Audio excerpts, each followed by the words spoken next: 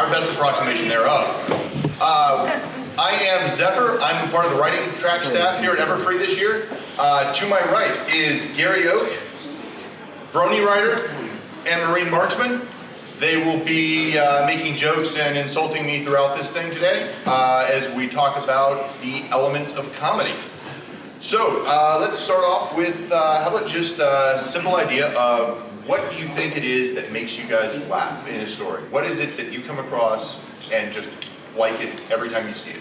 Do you have any particular things that come to mind for that? Clever puns, clever alliteration, those are kind of funny, and just unexpected situations. Generally what happens is you build up the expectation and you expect something to happen, then something different happens and it still makes sense, and that's funny. Right. What about you, Brony Writer? Favorite comedy things that you always think are some good go-tos for laughing? Making people? I don't laugh. Dead hand. It works, see? I don't know, I have a wide variety of comedy flavors. Just basically if it's not that movie, slapstick kind of, like the epic movie, the disaster movie, the Freebird and Seltzer kind of thing. The lowbrow, I'm just kind of shoving whatever I can onto the screen or the paper, just hoping something sticks, then yeah. A lot of what Gary Oak said is true. I especially like his comment about building up expectations, but then something different happens, and yeah, if it makes sense, then it's funny. I agree with a lot of you guys just said. I like stuff that's subtle, but also kind of like a bit of random here and there. It can be funny. It's fun to write too.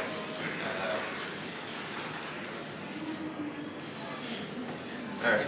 Well, one of the things that they both were hitting on here is what there's a lot of different devices that are used in comedy. There's also a lot of, if you've heard the word trope, most famously from tvtropes.com, if any of you are familiar with that.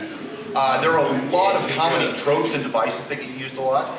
And one of the things that I think can help make you better at writing comedy is to start to recognize those when you see them. When you see something that makes you laugh, try and figure out why it's funny, not just that it is funny. I mean, certainly we all know what's funny to us when we see it because we find ourselves laughing at it. But being able to recognize that and take apart why that was funny is going to let you be able to build something similar into your own stories or your own writing in the future. Some examples of some tropes were actually some of the things I put in the description for this very panel. For example, one of my all-time favorite tropes is the Noodle Incident. And I don't know how many people caught that and how many people knew what that reference was if they saw it in the description. So good, some people recognized the Noodle Incident. What that was, that is a trope that was named from a Calvin and Hobbes comic. And the trope is basically the idea of saying, when the characters talk about something that was off screen or happened in the past, that's never fully explained to the audience. So that minute when something is really going wrong and somebody's, oh no, this isn't another Noodle Incident, is it?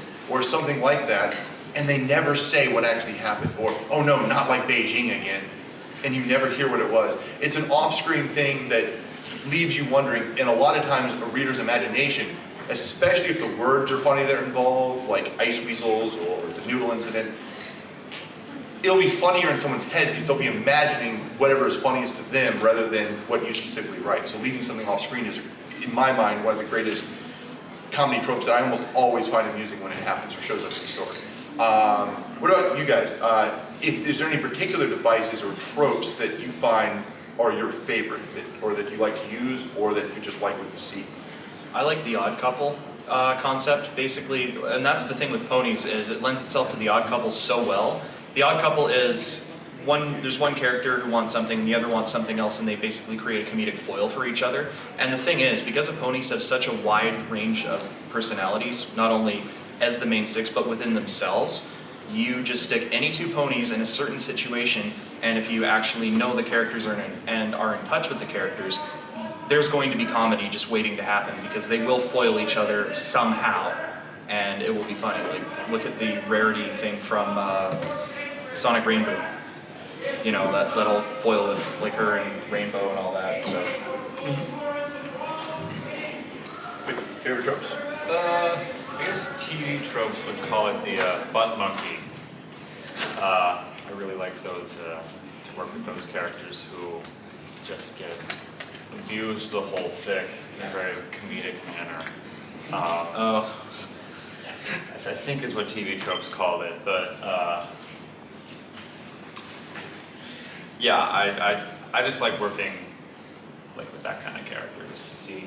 Those can be fun off. Yeah, just to see what I can throw at them or what other authors will throw at them, and to see how that character will react, like either with anger, exasperation, I think there's one that leads into that too. Yeah. or I'm gonna get through this, just whatever. One of the things I like about that one is there's a lead in through that you have a character that is abused throughout the fic that always just, oftentimes you see it in terms of every time they try and say something important, they get cut off by a more important character and they just keep, playing the doormat. And one of the things that always is sort of a feel-good thing that comes out of that, and it's sort of comedic usually when it's done, is at the end, they get their comeuppance. They get to be able to say, I told you so, or why didn't you listen to me, or that reversal of fortune somewhere later along the line, whoever was the doormat gets to prove that they were right or save the day or something like that. And usually it's to great comedic effect when it's done right. We get a question in the back? There's just a reference from the show specifically during an action duel that I was trying to point out. I found it, and everyone else is talking over her. Yes, that's a great example of that, yeah. What about you, Marie Marksman? I gotta be, sorry to be a letdown. I'm not really big on tropes and stuff. Okay, fair enough. Yeah. Well, all I was going to say was I think another term for that sort of character is generally the fall guy within Yeah, that any too. situation is a more classic. Yeah. It's very, a lot of those things are very related and stuff too, and there's, a lot of things similar to that and stuff. I'm not sure if this is a trope, but this is one technique used in comedy. This is one of the most reliable ways. Like, you see it over and over again, and once you know it exists, you'll see it all the time in pretty much everything. It's the rule of three. Something happens, the same thing happens again, and as humans, we are instinctively trained to believe it'll happen the third time. And then something completely different, usually the opposite, happens the third time, and it's random/unexpected, and that is hilarious if you do it properly. And it's like the Odd Couple. It's something you can just do over and over and over again, and it's just going to work. Yeah, there's a lot of good things like that, and a lot of those devices that we're talking about, I think, is more of a device than possibly a trope. There's things like that, it goes in the same category as things like the callback, where the stuff is referenced early on in a show or a script or an episode. You see this a lot with sitcoms, and then you'll start to forget about it. They'll go through the later half of the episode, and then at the very end, there'll be this callback to that, and they'll reference that thing at the very end of it, usually to good comedic effect. A lot of stand-up comedians will use something like that too. There's a whole plethora of comedic devices that tend to work and are just known to work. And learning what those are, reading and researching that can certainly help you, like I said, start to identify some of those, things like that. One of the things I've always found very needed for, to me, good comedy, is you can write those, and if you just write them just right out in front of someone, they're not as funny as if they're integrating the story and woven in there in what feels like a natural way. I always like relatively natural comedy that feels like, oh, the characters would actually say this to one another. They would actually make these jokes themselves. It is a lot funnier when I think that it's in character and fits in the story. So on that idea, do you guys have any tips and suggestions for how do you try and make your comedy integral to the story without making it just sort of stand out like a sore thumb? Do you have any tips for trying to do that? I don't try and make my stories, like, that's the thing, I don't actually just set out to try and make it funny. I'm like, yeah, this is going to be a comedy, but I just sort of let the characters and the situation sort of create the comedy organically. One example is I wrote a story called Be Like Her. It's about Scootaloo, and Scootaloo's getting sick, and she wants to keep training and fighting through it because there's like a tournament she wants to play in, and Sweetie Belle and Apple Bloom like, no, take a rest, and then Sweetie Belle's like, oh, maybe you should have some oranges, they have a lot of vitamin C. And then I just randomly thought of this idea, and Apple Bloom just sort of grabs Sweetie Belle like this and says, don't you be talking about consumption of them oranges around these parts, in like a really threatening voice. Yeah. I didn't go, I want to be funny here. It just sort of said, this might work. And then I wrote it, and it actually worked on paper, and that was funny. And it wasn't even meant to be a comedy fic. It just had comedy naturally in it. Yeah, when the characters tell you that they're ready to make a joke, that's when you know you're doing it right, hopefully. Because if you try too hard, pretty much anything, and this is like a general rule in writing, if you tried too hard to do something, you'll most likely fail just as hard as you tried. It has to be natural. Yeah, sure. You make the point that you weren't writing a comedy. Now, I write a lot of grim stories, and I find comedy is utterly essential. It is. You even more so than in a comedy story, because it keeps the reader, gives the reader a little relief. That, and if you want a really sad moment, you need something to contrast it. So you want a really extreme high and then a really extreme low. And that low is going to hit a lot harder because it's just the contrast created. But because if you're in just grimdark, grimdark, grimdark, it's just going to sort of get dulled over time if there's nothing to relieve it. So yes, comedy is very essential. So back to the tropes and devices question. So you guys are, so I'm assuming that, and correct me if I'm wrong, but that the same people do not write every single episode because you never get anything done. So then so if somebody chooses to use something and then the other team chooses to use it and it's going to show up, when does somebody notice that, wait, we're doing the exact same thing in episode 3 and episode 4 because we had odd team and even team? Just to be clear, answer that.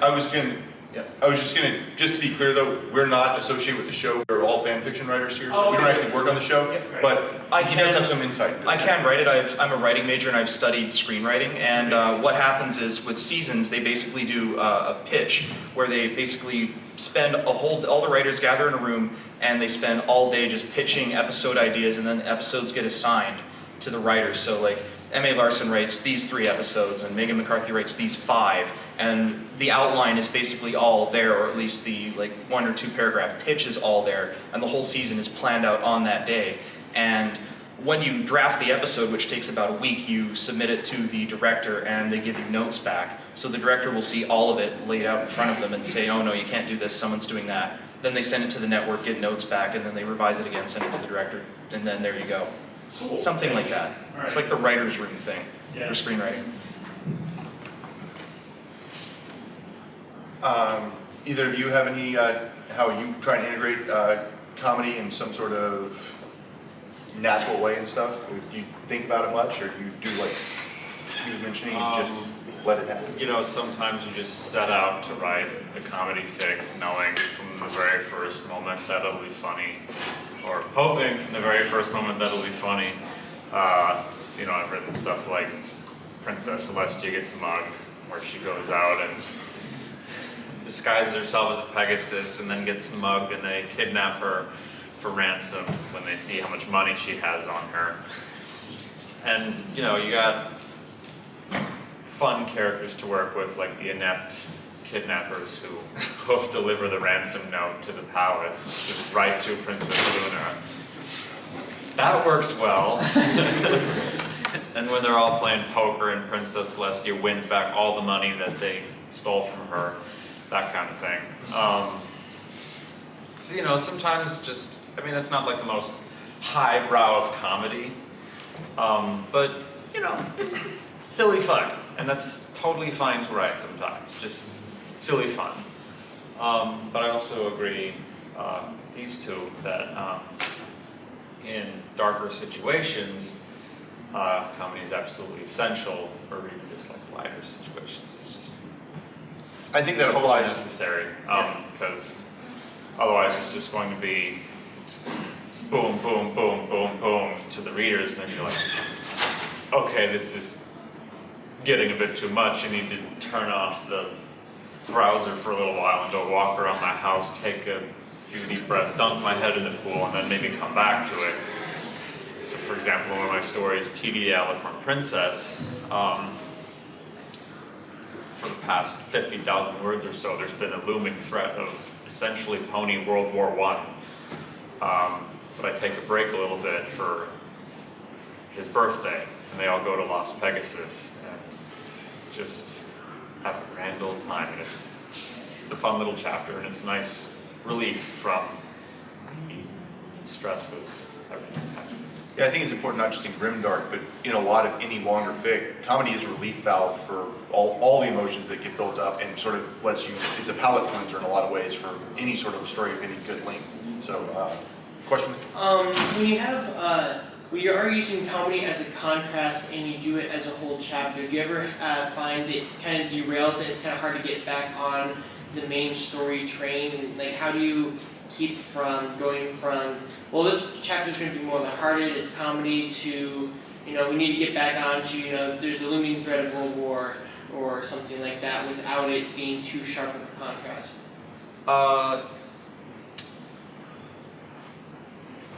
It's best if you always have it kind of like in the background, like waiting in the wings, as opposed to forgetting about it completely. So like, for example, in his birthday chapter, he meets with a bunch of nobles, and I set up something that's going to happen in a later chapter. So it flows quite nicely. One of the nobles comes up to him and says, "Can I meet with you?" So he's like, "Yeah." So the noble asks that. They have a birthday chapter, and the very next chapter is, "Can I meet with you?" So flows rather nicely. So that kind of thing. If you set up a little something before the lighthearted chapter, just kind of flows right into the next chapter.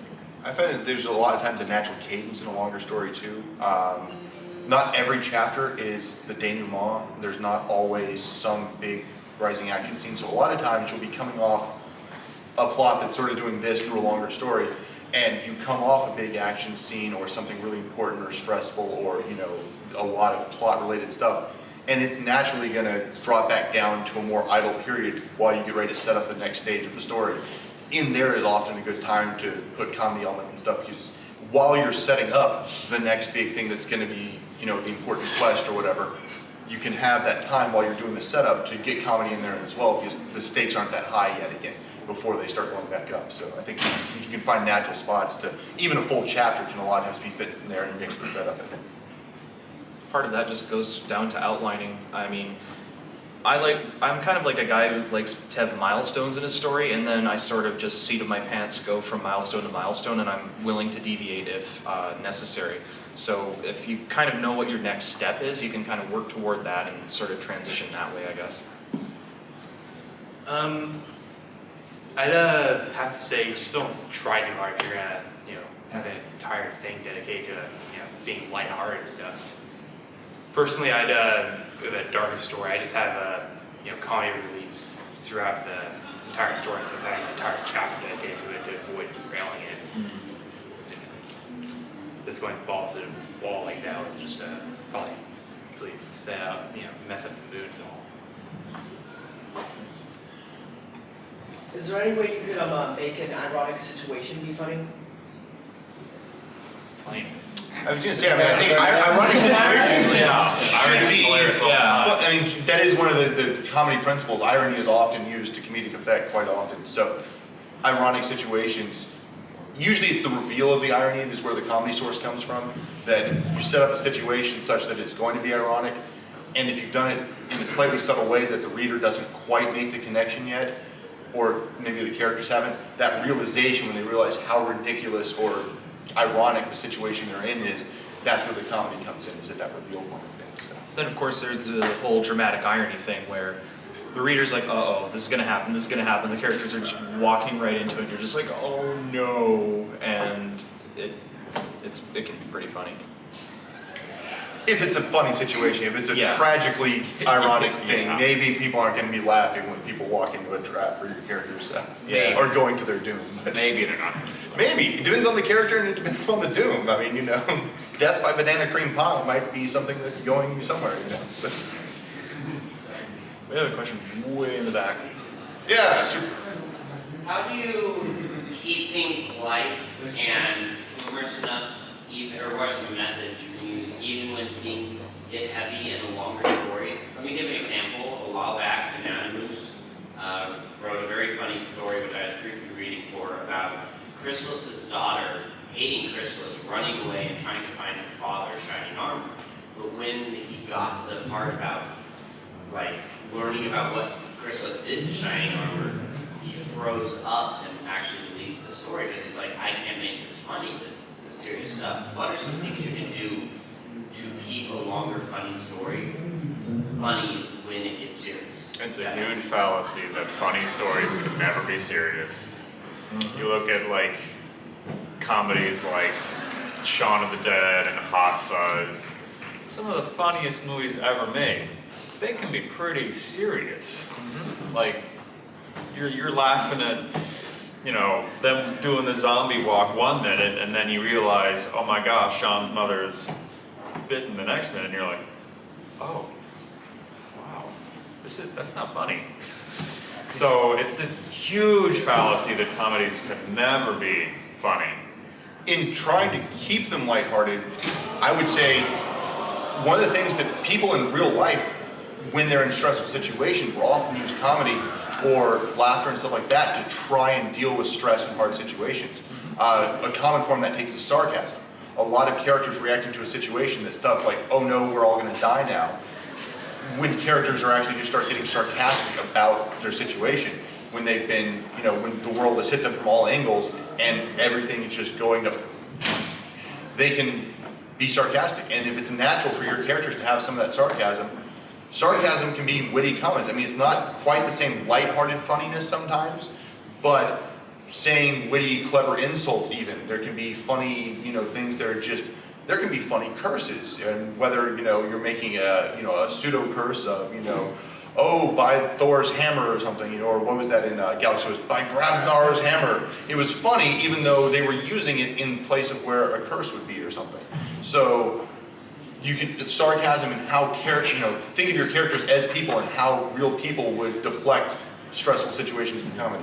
I also have another point to make that comedy for the longest time has been, you can actually convey a lot of serious messages through comedy because we're laughing and it kind of disarms us and we can actually be hit with the seriousness of the message. And this really dates back to the old days, medieval times, where the only person who could tell the king he was an idiot was the court jester, because it's just comedy, but if the court jester was witty enough, then he could say, king, you're stupid, you did X, Y, and Z, and then the king's like, oh yeah, maybe I shouldn't do that. And you can actually convey a lot of serious stuff through comedy, so just remember that.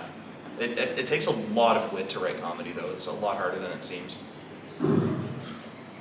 What's that? You guys have to say?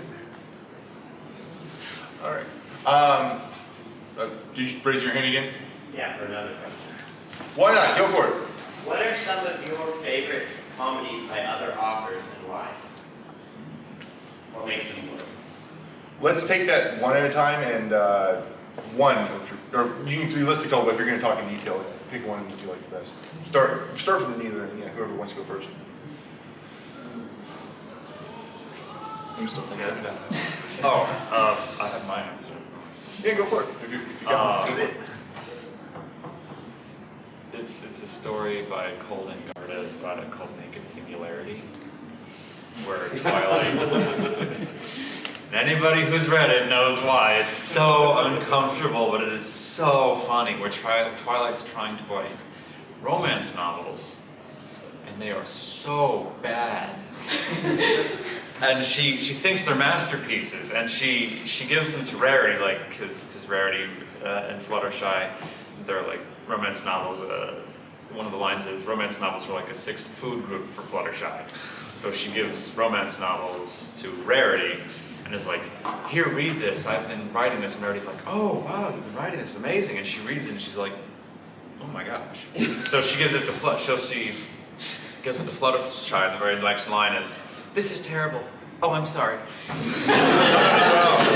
No. Don't be sorry, Fluttershy. I know this is awful. And so it changes. So they go and tell. So Rarity forces Fluttershy to go tell Twilight, this needs some work. So Fluttershy says, okay, this needs some work, but put more of yourself into it. Put more of what makes you special into it. So she shoves science into it. She pulls astronomy books off the shelf, physics books, so it's romance with just tons of like technical science terms, and then she gives it to Rarity, who splits it between her Rainbow Dash, and it's all self-insert. So the main character is Evening Glimmer, and she has one of her lovers is Elusive and Prism Slash, and Rainbow Dash reads Prism Slash, who's a Cyan Pegasus, and she's like, oh, this is a really cool character, fastest Pegasus, yeah, this is cool. And Rarity's like, you don't get that? No, but this character sounds cool. She's like, oh, dang it. And it's a male character, and oh. Brightly colored, maybe not the brightest crayon in the box. No, which is ironic, Hey. considering Bane. So they're all reading it, and Flutter and Rainbow Dash loves it, and Fluttershy and Rarity are like, okay, this is awful. So they go to Twilight's treehouse to tell Twilight, okay, we need to encourage her to write other things. Only to find that Twilight has gone to a literature recital in Canterlot with a chapter of her masterpiece, a rather steamy chapter of her masterpiece. So, and everybody shows up. Princess Celestia shows up, the parents show up, Cheerly with a bunch of schoolful show up, and it just keeps getting worse. So it's a race to see if they can stop Twilight, and in the description it says, can they stop Twilight before she embarrasses everybody? And in the description it says, no, they cannot. Yeah, that is one of the better examples out there of the awkward cringe humor where the reader knows where it's going from the very beginning. Like you said, it's in the description. And comedies are one of the ones that can get away with that sort of story, that they can tell you up front, oh yeah, no, this is exactly what's going to happen, and you're going to read it anyway because the comedy is great. If someone told you how Lord of the Rings was going to end, you'd be a lot less interested in watching it. If someone told you how a lot of traditional stories were going to end, we call that spoilers. For comedy, you can start off with that, and then in many ways it's liberating when you're writing comedy to be able to do that, because now you don't have to pretend that it's a regular story. You know you're focused on the comedy. And you don't have to try and keep anything secret. You don't have to think about being subtle. You can focus just on trying to make the reader laugh. And so I think that's a great example of that. You guys got examples of your favorites? I don't remember the name of it. It's a fic I read like a month or two back about Twilight going mad of power after the season 4 finale. And she decides that the best way to take care of Equestria's problems is to just destroy everything. So she takes out Tyrek. Then she goes off and takes out what's the place? Prison. Tartarus. That's it. She goes there, blows that place up like a nuke or something like that. Well, imagine. And then wipes out basically all the evil that she can think that has appeared in the show that hasn't been reformed. And she decides, wait a second, what if Luna becomes a nightmare on the moon again? Or if Discord decides to turn on us again? So she goes and imprisons Luna, says that's a game, makes her like count down to like 1 million or something like that to keep her distracted. Then goes and knocks out Discord in prison and throws her in prison, throws him in prison with Luna. And after they're in prison, Celestia figures out, and I think she just goes in there, starts yelling, and kind of resolves itself basically. Kind of stuff that explaining it. I didn't read it. It's been a while since I read it. Gary? So I'm kind of a major fail in this part because I actually don't have that many. I actually was like, what comedies do I really like? And I looked through my really small favorites list, and I found like only 1 or 2 comedies. The one I found was Marital Bliss by Skywriter, and that was like I think that was when Shining Armor was he was in training. And he was like taught like how to throw your wife. He made me to use this someday. It may come in handy. It's the Wifelman's Creed. Yeah. The Wifelman's Creed. Yeah, that one. That was pretty good. My wife. There are many like her, It'll take you about 5 minutes. It's a 10-minute read. Just go look up Marital Bliss by Skywriter. Just go look up Skywriter and read everything he did, because Skywriter is one of the actually like legit authors of the fandom. Like he's like actually a professional writer, and he really knows what he's doing. Yeah. He is the real deal, for sure. Hilarious. Another fic of his I recommend, even though it's not comedy, is Sun Princess. Yeah, he does some sad fics too. That is good. Skywriter, you might know him, he writes for the webcomic Skin Horse. Yes. Jeffrey C. Wells is the name that he used out of the pony kind of stuff. For myself, there's sort of a toss-up. The other one is the Skywriter one, so I'll jump to the other one. Skywriter one called Princess Celestia Hates Tea. Oh. And it is basically, it is one of the more popular stories on the site, so a lot of you may have read it already, but Princess Celestia hates tea. And it basically leads to an international incident nearly because Twilight does not believe that her mentor could possibly hate tea after loving it for so long, so she must be a changeling. And Twilight overreacts in the way only Twilight can. The castle gets half blown up, the guard gets called in, they start trying to arrest Celestia, and yeah, all because she said she really did not like the taste of, leaves boiled in water. And it is a very funny one.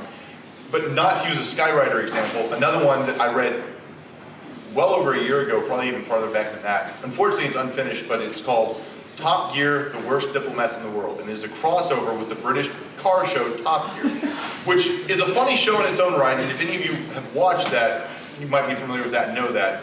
Seeing that crossed over with Pony, it is by the book, fish out of water sort of story. In Top Gear, these guys that review cars are basically sent on quests or missions by their producers to go around the world, do things supposedly car related. Most of the time they end up getting attacked by crocodiles. They end up in Equestria through the magic portal, of course, and they're having to deal with all this stuff, and the way they react is so spot on for how the actual people from the TV show do. And he did a good job characterizing the ponies as well. The interaction crossover between those two when they start trying to figure out how to enchant their cars to do racing circuits up in Cloudsdale and stuff. There's some slightly inappropriate scenes where they sell certain things found in a glove box as strawberry flavored balloons.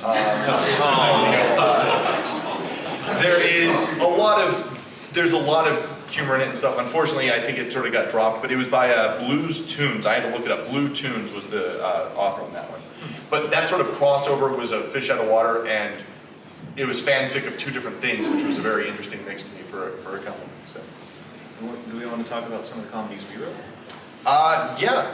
You know what? We'll let you guys do that. Yeah. What your favorite comedy, and what was your thought with writing? Let's see. The one I referenced earlier, Be Like Her, is not a comedy, even though it has funny moments in it. But the comedy I'm most proud of, because it actually hurt my brain physically to do this, is a crossover between Tommy Wiseau's The Room and My Little Pony. It's called The Barn. Yeah, it's called The Barn, and Shining Armor is Tommy Wiseau, and Twilight Sparkle's Denny, Big Mac is Mark, Cadence is Lisa, obviously. And basically what happens is it's like an alternate reality of Twilight couldn't defeat Sombra in the Crystal Empire, so Cadence and Shining Armor are now jobless and disgraced, so they end up living in Applejack's barn. And Shining Armor, he obviously works at a bank and has a tux and all that stuff. I just sort of okay, I'll just sort of, hoofball, let's toss the hoofball around.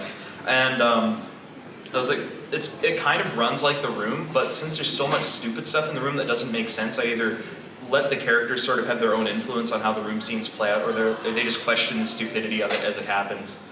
Like the flower shop scene, for instance. If you know that, they just sort of deconstruct it a little bit. And just kind of fusing it together, and it still runs like the movie. If you've seen The Room, the film, you know exactly what's going to happen in the barn for the most part, but it changes enough, and it's a bit self-aware. It's just really stupid. And if it hurts your brain reading it, I'm sorry, but I suffered a lot more writing it because I had to study The Room so hard. I watched that film 6 times in a day because I was okay, this is what happens. And I had to record timelines, and this scene happens, and I ended up having to omit half the movie because it just sort of repeats itself after an hour. We're not joking when we said writing good comedy takes hard work, and when you find it, there's a lot of effort that you go into it sometimes. Running writer?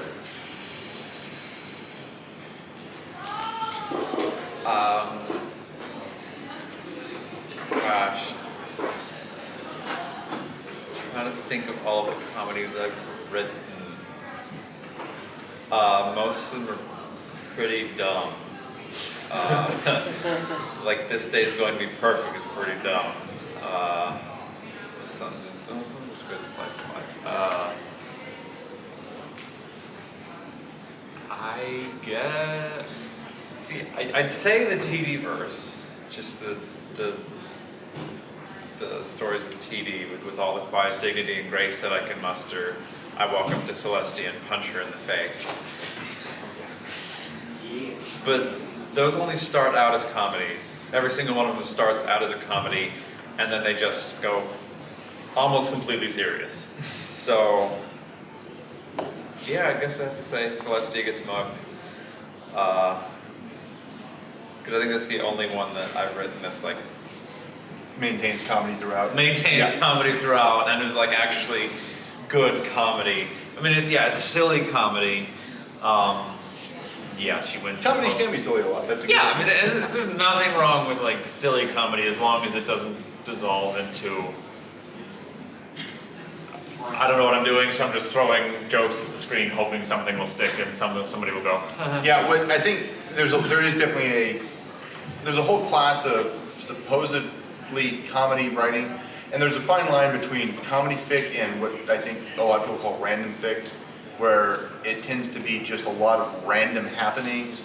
Usually the author seems to be trying to achieve some comedic effect, but it's very disjointed and stuff, whereas, I don't mean to disparage people that like that style of random fic or crack fic as some people call it, but at the same time, it doesn't work for everyone, and a lot of times comedy, if you're sitting down and planning it out, you can certainly take that crack fic approach and, like you said, throw 1,000 jokes against the screen and see what sticks. But trying to write a comedy that actually still involves some sort of storyline, I mean, your story you're describing, there's still a plot arc to it, even though it's not necessarily a serious one or a deep one. There's still a plot that the comedy is built on top of. If you're losing that, you're just telling jokes. You should be doing a stand-up routine probably instead of maybe trying to write a story. I think so. Marine Marksman, you got a adding on to your last statement, I have to say that crack fics and stuff is actually a pretty good way to start out. When you're just kind of just getting used to comedy and stuff, because it's easy. Yeah, it certainly is. It's just a different type of thing. There's, a plot arc-based comedy, and then there is the more crack fic, random fic, where you can just write a lot of stuff, and that's more about scenes almost a lot of times. What would you say the definition of a crack fic is? Trying too hard. That's part of it. Trying too hard without a plan, I think. You can try really hard to write Lord of the Rings, because I think you would have to if you were going to write something epic like that. But you're trying too hard without any plan or target or goal, I think. You're just, it's a quintessential example of off-the-cuff writing, but without the coherency that can sometimes, a lot of people can write, by the seat of their pants and still get through a coherent arc. It's when you're just having scattered stuff. And some people, like I said, enjoy those and read those and stuff. So I don't mean to disparage them particularly, but it's certainly a different style of comedy or in writing in general than art-based comedy. So. It's based. Go ahead. Basically, in my opinion, crack fics are a. You have to put lots of sense saying. Never mind. Are you underneath the writing of crack fics? Yes, I am.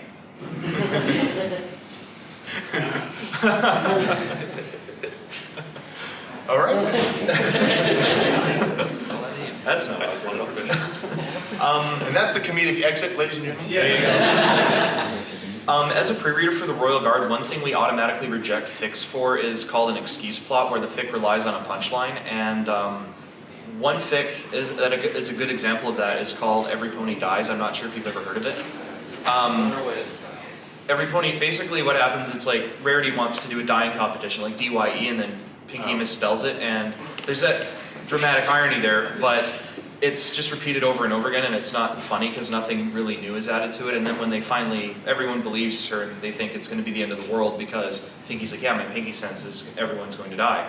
And then it gets cleared up after there's like a giant riot in front of Rarity's boutique, and they start doing the competition.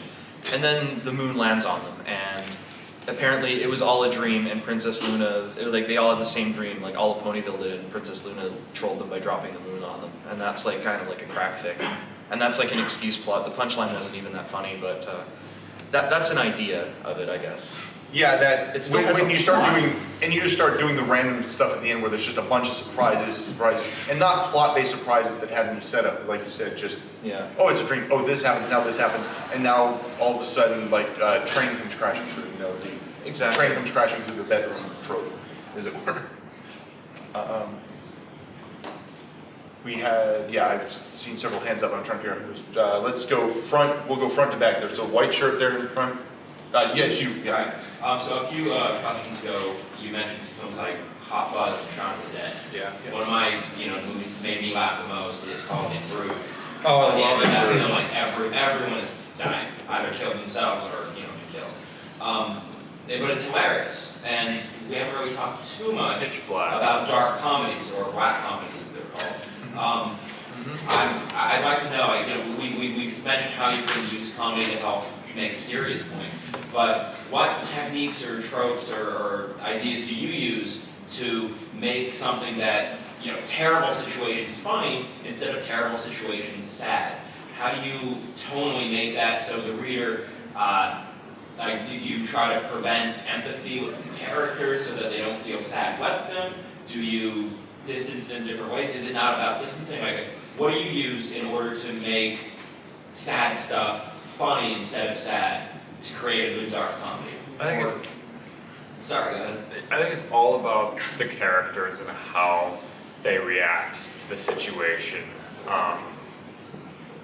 And there are still comedy tropes in like the stuff we've been discussing in Bruges when he's yelling at the guy he thinks is an American for an American killing John Lennon.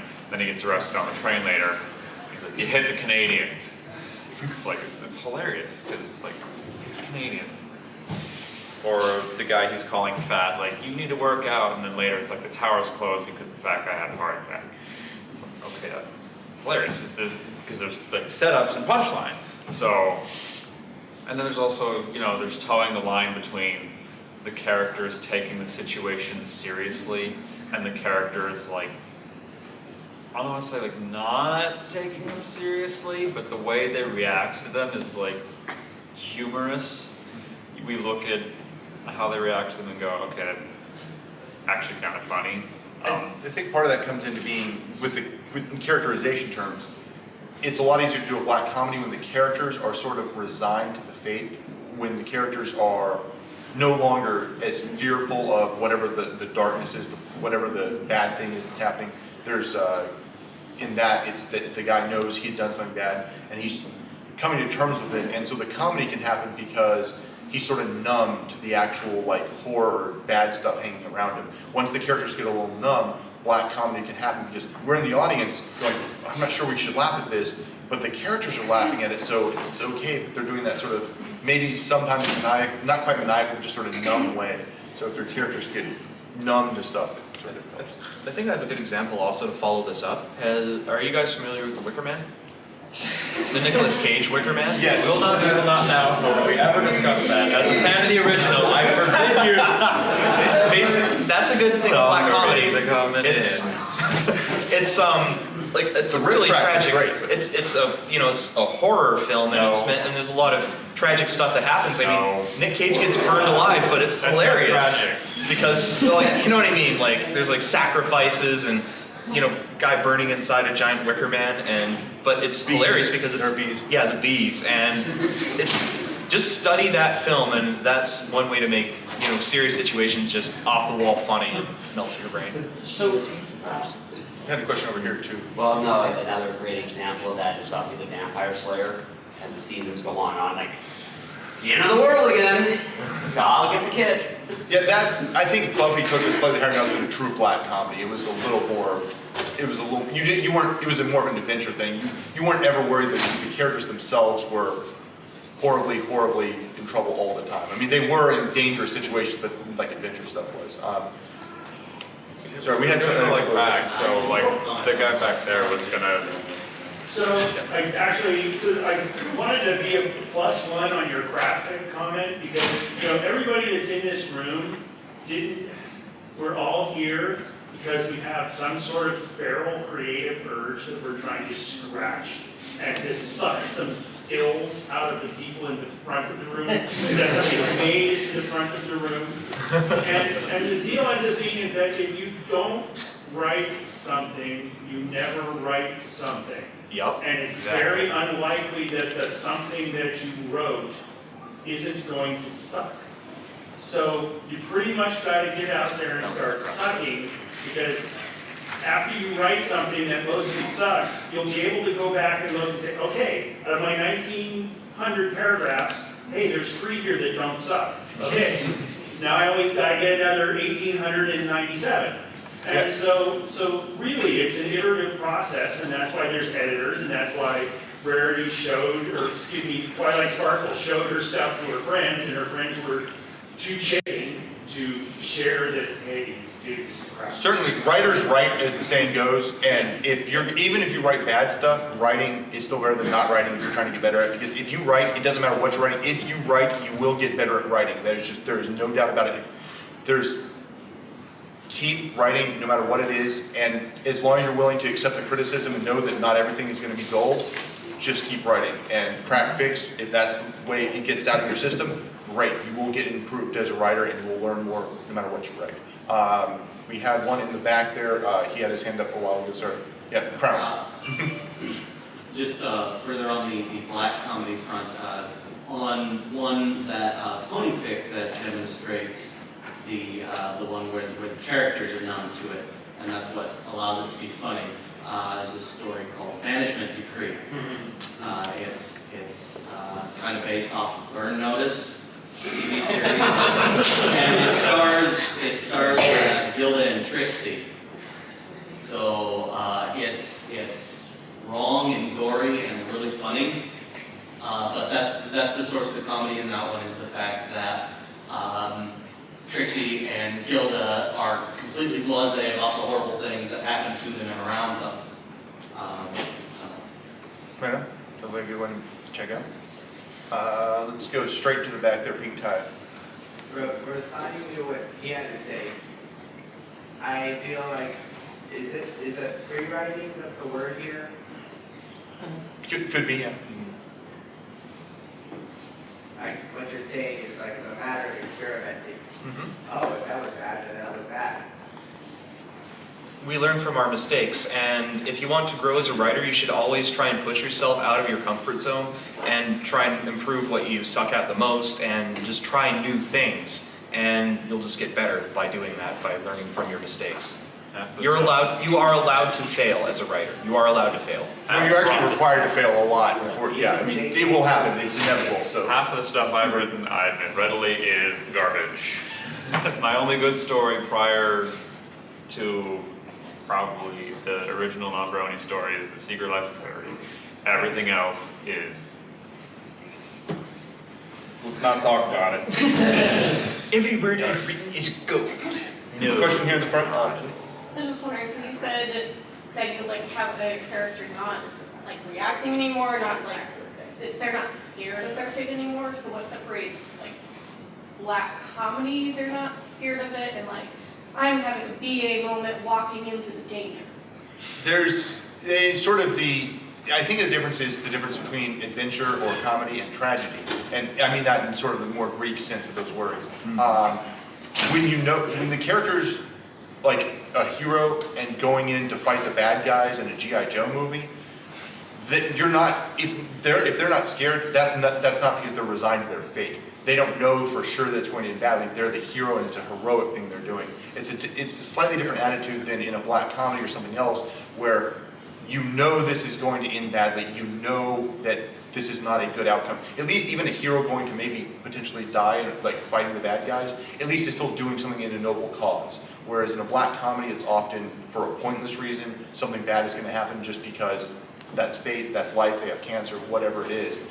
And once they become numb to that, or at least resigned to their fate, then they tend to be a character that's more open to comedic stuff, I think. I think that's the difference. Next questions. Let's go there with the green. Yeah, sorry. Yeah. Best. Yes, you said it. Okay. Some of the really dark comedies that I've had the pleasure of reading on FinFic dealt a lot in absurdity with how they delivered the violence or the death or that sort of thing. It's not necessarily that people are acclimated to it. It's just so over the top and bizarre. It's like how in the world does it even get started? Excessive, maybe. Excessive absurdity. Yeah. I mean, for instance, Rainbow Mountain. Rainbow crashes into a mountain and doesn't make it. Incidentally, Twilight's been studying a new book and comes up with a narrator to bring her back to life. Right. Unfortunately, when she gets up, she's hungry.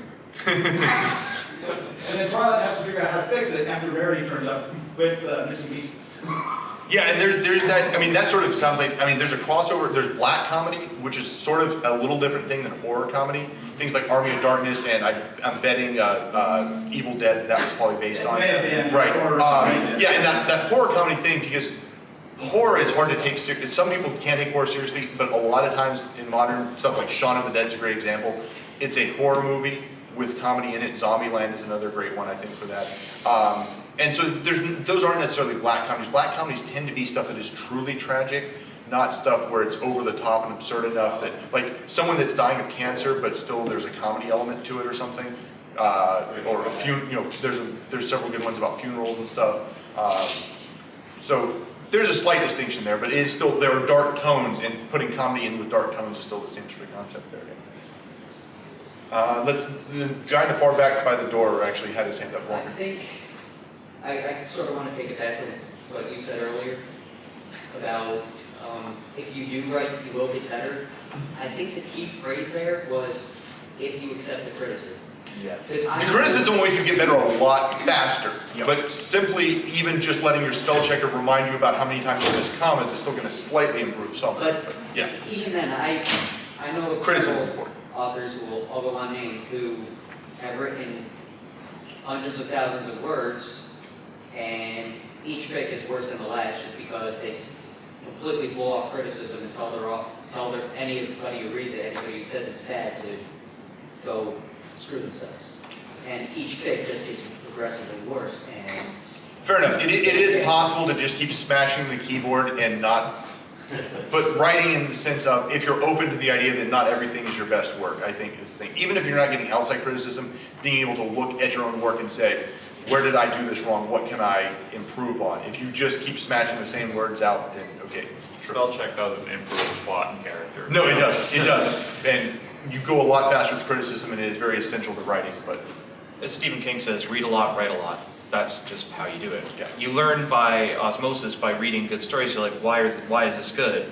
And you just analyze it with the writer's eye, and then you just write more and more, and you start emulating that. You start coming up with your own ideas. You're like, okay, this is a formula that works. I'll add my own little thing to it, and this is my idea. I'll plug it in, see if it works, and just keep going. It's very important to take any criticism, whether it's negative, positive, constructive, whatever, to heart, because that's what's going to help you improve the most. Yep. If your spell check does start criticizing the plot and character, please disconnect. Yes, stop Skynet before it gets started, people. Two comments. One was on the improving as a writer type thing, and yes, there are all people here, I'm sure, that have some sort of creative outlet itch that they want to scratch, and so there's that. And someone mentioned that eventually we're all going to write. I think the flip side of that coin, and this is just to throw this out there, is that some of us that don't necessarily write, because we know we're not authors, we do edit, and it goes back to that criticism thing, wherein we're trying to provide good quality feedback of this didn't work or this did work, and so there is that if you want to become a better writer. And then the second note was on that black comedy type thing where you've got people that are sort of resigned. And good examples of this, I think, would be like, and I apologize for doing this, at the end of House, the series House, he fakes his own death. And Wilson, he finally shows himself up to his friend who's dying of cancer, and he says, I'm dead. How do you want to spend the last 5 months of your life? And so there's that aspect of black comedy as well, where we can integrate comedy into the stuff that we're writing in a way that you still accept what's going on, and I think that's the point you guys are trying to make, that we accept what's going on, but at the same time, we don't have to be, yes, okay, we know that this character is going to die, he has terminal cancer, but at the same time, it doesn't mean that we have to be uptight about it or anything. We can accept it, move on, and just go on with life. And that, I think, is more about what we need to integrate when we do black comedy. And that's the kind of thing that I look for as an editor when I look at that and I go, these characters they're not necessarily ignoring what's going to happen, but they're accepting it and still making the best situation out of it that they can. So yeah, it's I think it's when they're numb and when they are. It's not that they're ignoring it. It's simply that they're no longer. The emotions are not coming from their reaction. They're done reacting to the bad thing. Now they're going to react to the other stuff in their life. Right. Under the umbrella of all this bad stuff we're seeing with it. Pico. I'm curious. We were talking earlier about setting up, a punchline or a type of humor, but if you're creating like an original character for what ends up being a series or a long story, how would you go about creating a good character that has traits that allow you to make a good comedy? There's no such thing as a character that can't be good for comedy in some way, shape, or form. They might be the foil. They might be the straight man in a comedic thing. But it's about what situation you put it in. If you have a very uptight character, you put them in awkward, uncomfortable situations and you build comedy out of that. If you have someone that's sarcastic all the time, a sarcastic character, make sarcastic comments and you can get some humor out of that. It might be someone that doesn't take anything seriously or that is accident prone. There's whatever character trait it is, you can find some way to build comedy around that, I think. You guys have anything to add on that?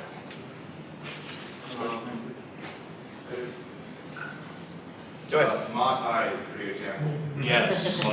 Yeah. She could be replaced by a rock more than likely. But because of how the characters are reacting to the situation, the comedy is not actually through that character, but more around that character. She's a catalyst. She's the ultimate, it's the straight man, as they call it in comedy tropes. She's like the one that does not understand comedy, doesn't realize anything funny is happening, and is just taking everything seriously and literally. And because of that, the reader gets a lot of humor out of it, or the viewer gets a lot of humor out of it. Super in the back again. Okay, what are some types of comedies you guys would like to see more of in stories? What are some underused comedies?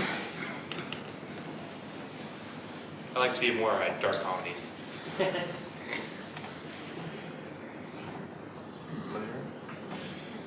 For myself, I personally really prefer integrated comedy. I like my stories to have a little bit of everything. All my favorite stories tend to be something, a longer story, that there's a little bit of romance, there's some adventure, there's some sort of mystery and there's comedy in it. I like my comedy just sprinkled through everything like a good seasoning, more so than straight up comedies. For straight up comedies, I can appreciate almost joke length things. Like there was one, Twilight meets and has a one night stand, and it was a bad pun about a piece of furniture. And she has her favorite nightstand that she kept her books on to read and stuff. But it's only a few thousand words. So for a very short thing, I like comedies. But I would like to see more comedy sprinkled into, the longer stories and done well, hopefully. Because I think it makes you more emotionally attached to characters when there's some comedy in there with the adventure and the danger and whatever else is in a good story. So to me, I think it'd be good to see more comedy liberally through more serious stories. Guys, have any things on that? I'd like to see more comedies. Yeah, I think like movies like In Bruges. But also, I'd love to see an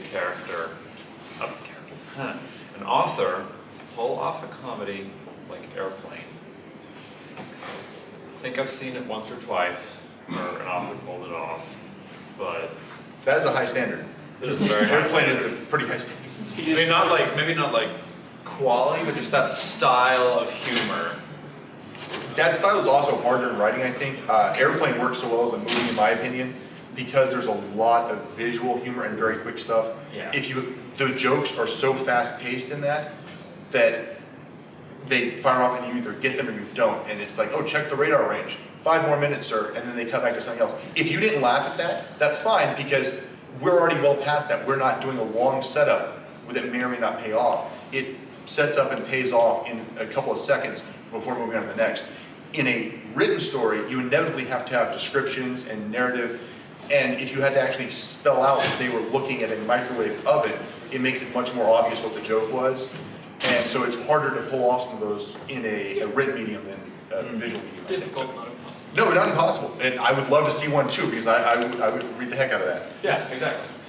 This is a slight deviation because I can't come up with a good answer for this, but comedy is actually really hard to write in like story form. The reason why is a lot of comedy, like a lot of the things that comedy depends on is delivery. And you know, that requires like an actor, a human being to do that, and that presence is not there in a story, so it's really hard to make it work in prose. So you have to keep that in mind, and some things only work with live action and some just don't in prose, so you've got to really know what you're doing there. Yeah, a lot of punchlines, if you say them out loud in a totally different tone of voice, they're either funny or not. You can take something that is a totally normal line, and if you say it in the right tone of voice even, it can become a comedy element, and that movies do that all the time. We're trying to do that in a story, because if you say, she said in a funny way, doesn't really cut it. So it's hard to, you know, you got to build your characters enough to where people can hear their voices before you write their funny lines, so that they're hearing the funny lines in the right tone in their head. Back there with the crown, I think. On the airplane style comedy, I think where a lot of people have trouble writing that is like you said, it has to, the jokes pass by fast. And in writing, I think a lot of people fall prey to the temptation to make sure everybody's going to get every joke that they try, that they manage to wedge into it, and that distills the joke. You have to accept that not all of your readers are going to get everything that you manage to wedge into it to do something that's fast-paced and has lots of little, you know, kind of the equivalent of one-liners, the textual equivalent of the one-liners in it. You know, just passing descriptions. I wrote one once where there's a passing joke. Luna goes into Celestia's room. Celestia throws a glass at her that hits the wall, and Luna casually takes off the helmet that she'd worn it through the door. And just left it at that. It's a complete throwaway line, and if you don't know what chaperone is, then you miss it, and that's fine. And there was something, what was you just said, because there was something I was about to say to it, but then I got in the middle of saying that last thing. And Which, the delivery aspect? Yeah, delivery, yes. Delivery is the thing that I've found that helps with delivery is I end up writing in a very close to the focus character style and let the character's voice bleed into the narration and just use every little trick of line breaks and ellipses and dashes and every little textual trick to try and build rhythm into the prose. You know, there's only so much you can do, but there is some you can do to build rhythm and create pauses, create beats for comedy and to get the delivery. Yeah, pacing is important for comedy, and especially, and it's trickier to pull off for writing because people read at different speeds, and people will, even if you put the commas where you think they need to be for the pauses and beats, other people just in the reading style will skim over those and miss some of them and stuff. So let's go to here. I think. Oh, sorry. Yeah. Okay. Good work. How do you make the transfer from visual comedy to written comedy, or is there a way you can blend them together well in writing graphic novels? Well, as he jokingly said, I mean, that's a true thing, graphic novels, but that's sort of not quite writing, but in my fiction, in my opinion, it's a matter of you have to realize where the comedy is going to be coming from in a scene, and especially when you're trying to get that punchline.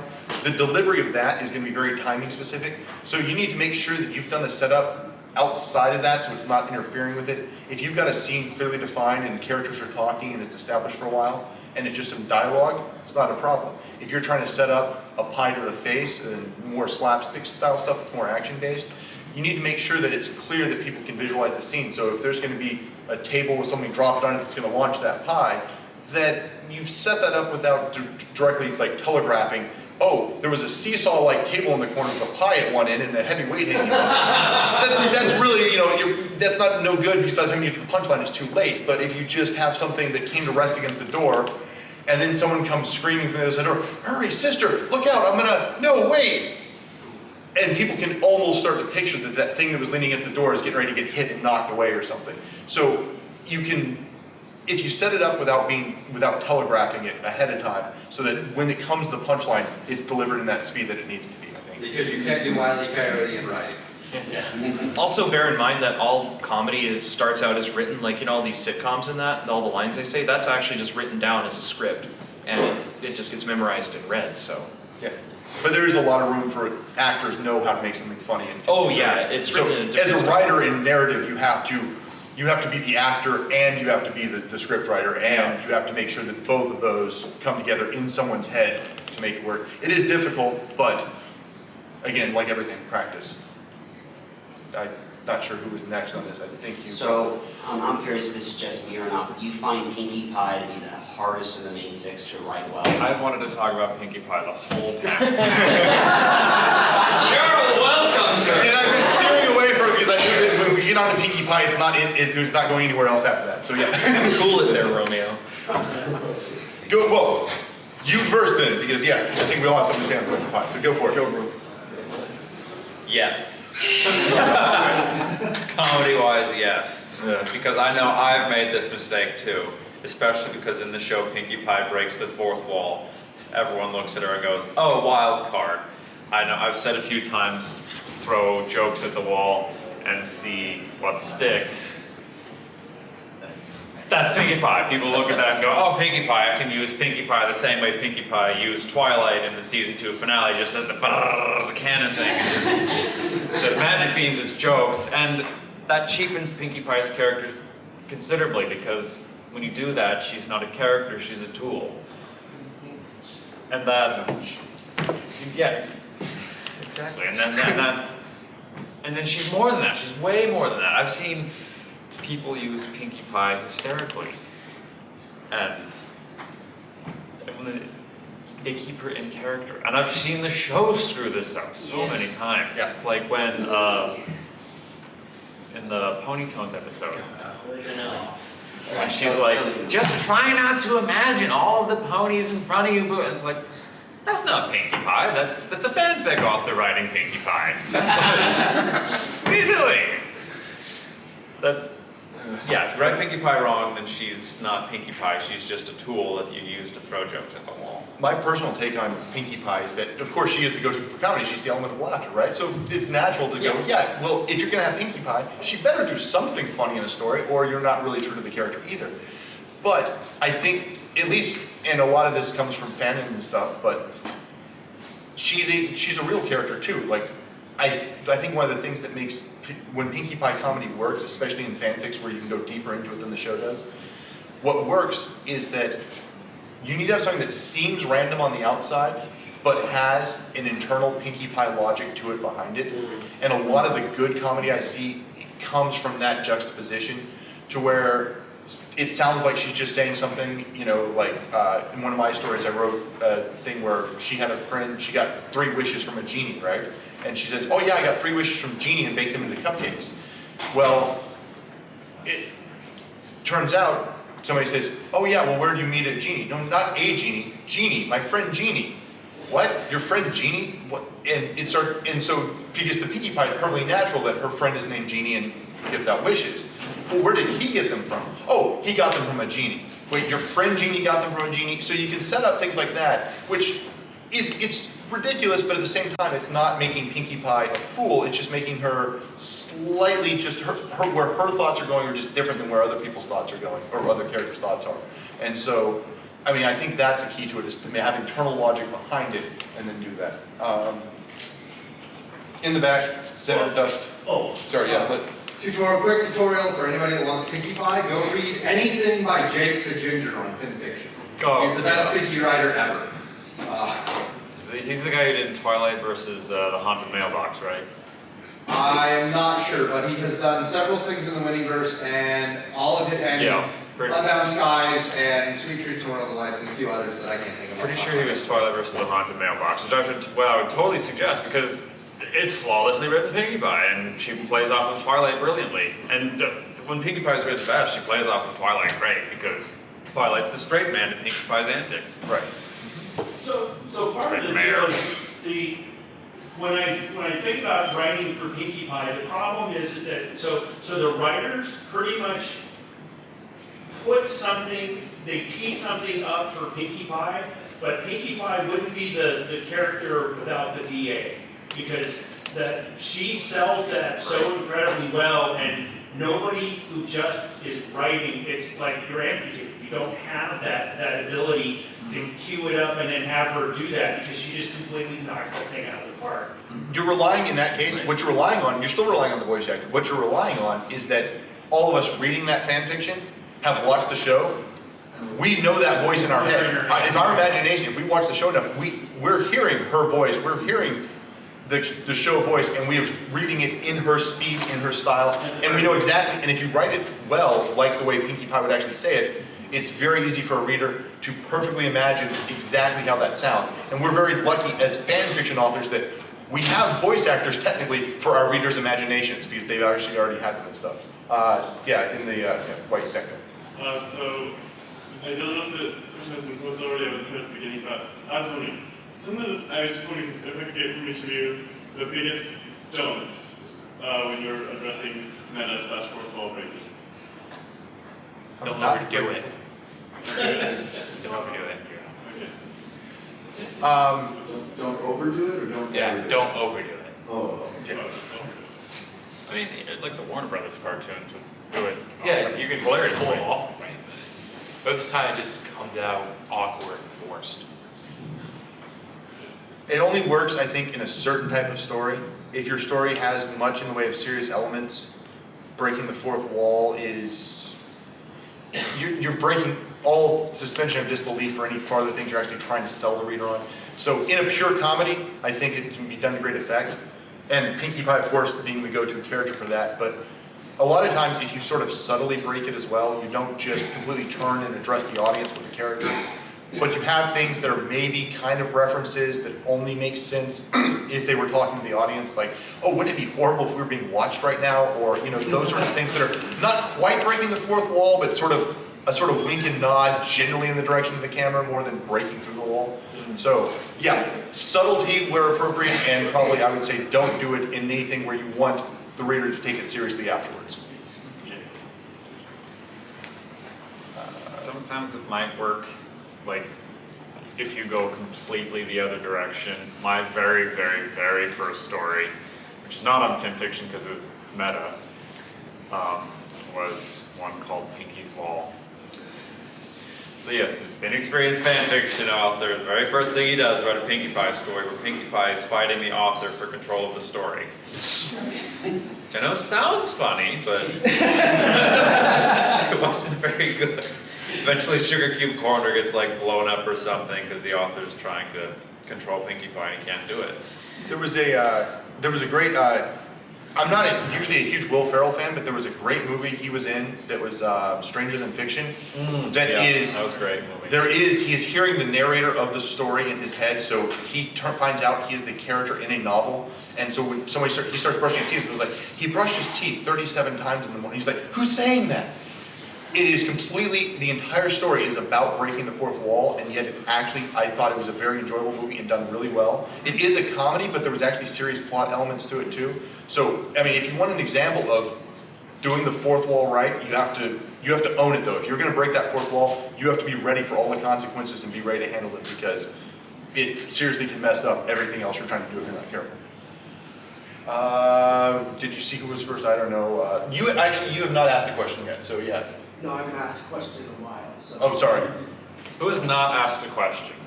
Yeah, if you have a question, you have not asked one yet. Yeah, so this is the first 15 minutes, you want to address this. How do you guys feel about pop culture references in stories? Because I think it's really hard to do well. I usually find it extremely jarring. Yes. It pulls me right out of the story, and I want to get your guys' opinions on those. Well, again, as speaking as a pre-reader of the Royal Guard alongside Brony Writer here, one of the things we will reject for is excessive pop culture references, like we just auto-reject it. But if you do them right and they're funny, then it can work. It's one of those things where it's like if it works, it works. Like the one law of writing. in the barn, I did one big pop culture reference. Since Twilight Sparkle's Denny, she would be attracted to shining armor because Denny was attracted to Lisa. And in that scene where she tries to do the come on thing to shining armor's like, Twilight, we're the Sparkles, not the Lannisters. And that was my like, if that works, then like that sounds like an example of a good one, but if I kept going on and on and on, then it would just suck the life out of it. Would another good example of that be like never tell me the odds?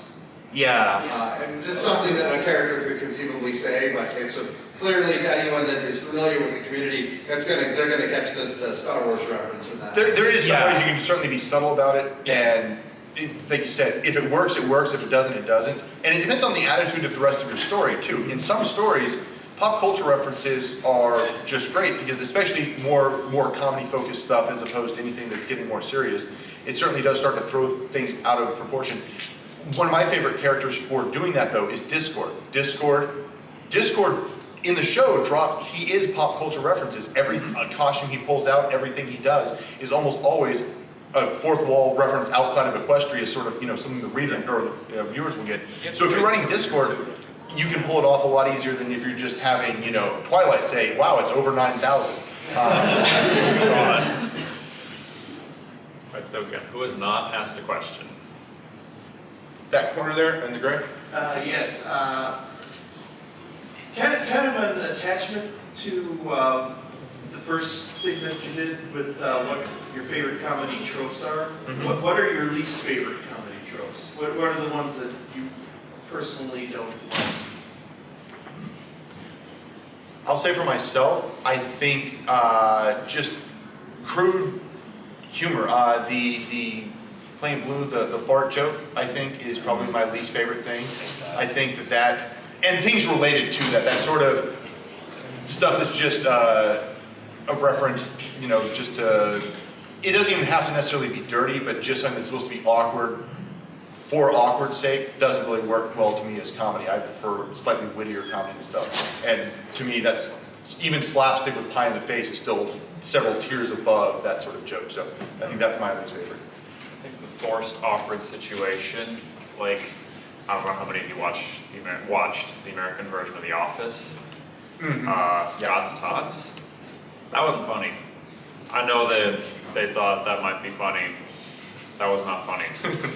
that just hurt. And they did that a lot, where it's like, oh my gosh, they'll laugh because they have no other option, because the situation is so awkward and so painful that they have no other choice but to laugh. But it's like, no, that just flat out wasn't funny.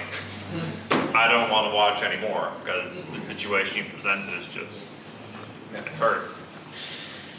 I'm going to kind of contrast this in that pretty much any trope can be hilarious if done properly. Like, I know I like South Park and I like British humor and all that sort of stuff, but any trope can also suck if done improperly. So my least favorite tropes are just any trope that is done poorly or overdone. And because if you do the same trope over and over and over again, it can just be not funny.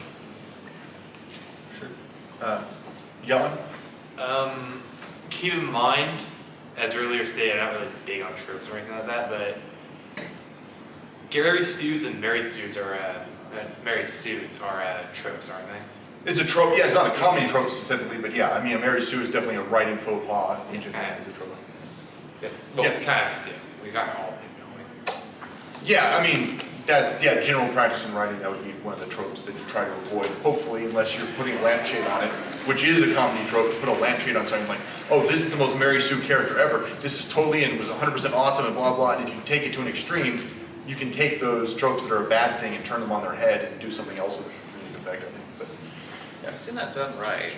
This character who's like this total awesome, like Gary Stu character, he's saving all of the main six from like the changelings, and he's like, this human character, he's like got guns and all of that, and he's like, I can stop bullets, and he gets shot and dies.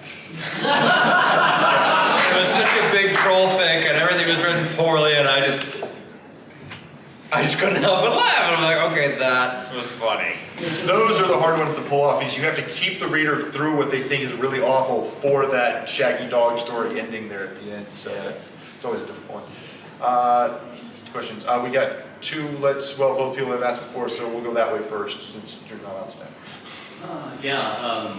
Kind of bringing it back to both the translation from visual humor and the pop culture references, kind of brought up subtlety in both situations is important. Like if somebody wanted to make a reference, voice actor reference on Discord and make a cute joke, it works better to describe him showing up in a Star Trek uniform than to say he showed up in a Star Trek uniform. You want to describe he's in a red and black tunic with a little gold badge on his chest. Yeah. Visual gags are better if described visually rather than just telling you what the gag is. Yeah, telling you the reference is telling, not letting you get it. And it's the same thing, I think, with physical comedy. Again, you have to be somewhat willing to let people not get the joke. There's actually a really good example I am thinking of how not to do it in a professionally published piece of fiction. I don't know how many folks here read Girl Genius. And they've been doing the novel versions of it recently, full prose novel versions that they've been writing, and it's kind of felt to me like they're better at graphic novels than they are at prose. The thing that really stuck out and is stuck in my memory very early in the section on the first trip to Castle Wolfenbach, there's or actually even before that, no, that was in Peterborough, whatever. There's a visual gag where one of the characters opens the closet and everything falls out on him. The classic, we cleaned everything by stuffing it in the closet gag. And it's crowned off in the graphic novel by him catching the full goldfish bowl that fell out of the closet. And in the novel, they were so married to getting that visual gag into the novel that they spent a whole paragraph on the goldfish bowl. And it dragged. It dragged. It wasn't funny by the time they got to the goldfish bowl. And that's what we were talking about with pacing earlier and stuff. And sight gags are, of course, the hardest to translate to writing. A picture's worth 1,000 words, they say. Well, 1,000 words really messes up the pacing of a joke. So some sight gags may just not work. Or even if you can make them work, they may not be worth the effort, and they may take people out of your story if you spend too much time setting up, like you were just saying. So the problem with it was that I could see immediately how they could have cut and had it in there, but they were too married to making sure that everybody got the joke, and they cut it down to one throwaway line. Some people would not have noticed it, so that they hammered it. Definitely helps when you have editors that can help you narrow down and say whether or not they got the joke with your short version. Because if they get the joke in the shortest form possible, that's the best. So having people you can read against and stuff helps. My tip for the joke thing is you want to have just like some fics, they rely on a few key jokes. You have to make sure people get those jokes and those jokes work. And then on the way to them, you can just sprinkle as many little jokes that don't interfere with the story as possible. And if they get them, great. If not, fine. Like that's what I do sometimes. Like, oh, I wonder who will get this. And then when I post a story, I'm like, I look for comments saying, oh, will they quote this? And which jokes will I have written that aren't quoted at all? And just a little fun mini game I have for myself. And then you find out that they found a joke in there you didn't even mean to write. You're like, oh, that is a bad pun that I put in there. I didn't even notice. Oh, no, don't get me started on bad puns. I'm the king of bad puns. All the time that happens. But as I say, you win some, you lose some. Yep. We've got a couple minutes left. Any final questions? See, okay, we will have, you asked one, you asked one.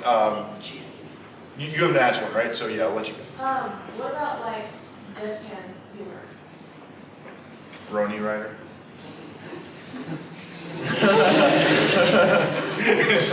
He was doing a great deadpan earlier.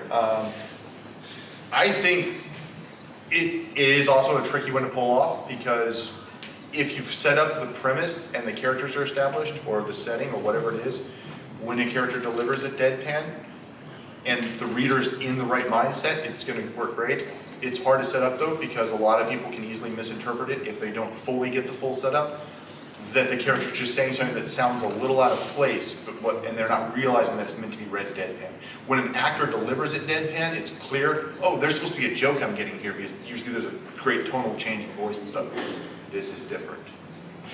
versus normal conversation. It's harder to do in writing, but it's about the setup and lining the things up so that your characters are well established in advance. Yeah. And that it's clear that the tone of voice and the way they're saying it is out of place with the rest of their conversation, so that it's clear that this somehow stands alone as a deadpan comment. You really have to know the vernacular. Just have the vernacular down. So like a Stephen Wright joke. Stephen Wright is probably the best deadpan comedian ever. And then the joke of his is, someone came up to me and said, if someone asked you, would you like to know how and when you were going to die, would you take him up on it? And I said no, and she said, forget it then.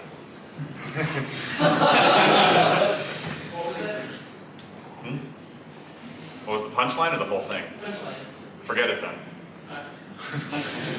So if you're going to do like that in writing, you might have, the character sitting down, like someone sitting, describe someone sitting next to him, just like this blank expression on their face.